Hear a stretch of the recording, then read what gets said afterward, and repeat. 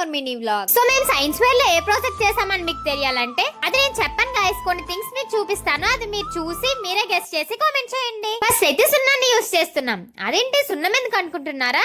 నేను చెప్పడం ఎందుకు, మీరే చూసేయండి. ఇప్పుడు సున్నంలో వాటర్ అయితే కలపాలి. దానికోసం అని నేను చూడండి ప్లేట్ లో వాటర్ పడుతున్నా. పల్లెంతో నీళ్ళు తోడుతున్న హర్ష. చూసారా, ఎవరైనా గుర్తుగా చేస్తారు.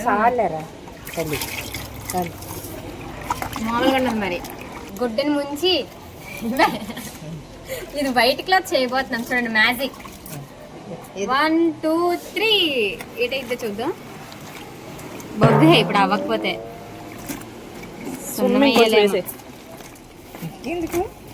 మరి తెల్లగా అయిపోలేదు. చూడండి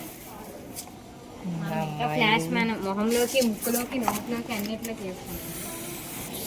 ఎలాగైనా రంగుది రంగులాగా ఉంటది కానీ మీకు వైట్ ఎలాగ వస్తుంది. వైట్ క్లాత్ అయితే వైట్ వస్తుంది.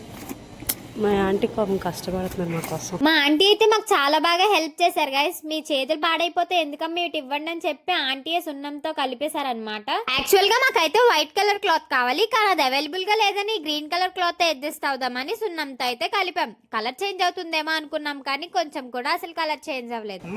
ఆంటీ తెల్లగా ఎలాగ అయిపోద్ది నీకు సున్నం కదా. ఇలా చూపిస్తున్నాను నాకు ఇలా మొహం దాచేసుకుంటుంది. ఫస్ట్ మాత్రం ముగ్గుల పోటీలో మాత్రం హాయ్ అని చెప్పింది, ఇప్పుడు మాత్రం సిగ్గు కొంచెం ఎక్కువ.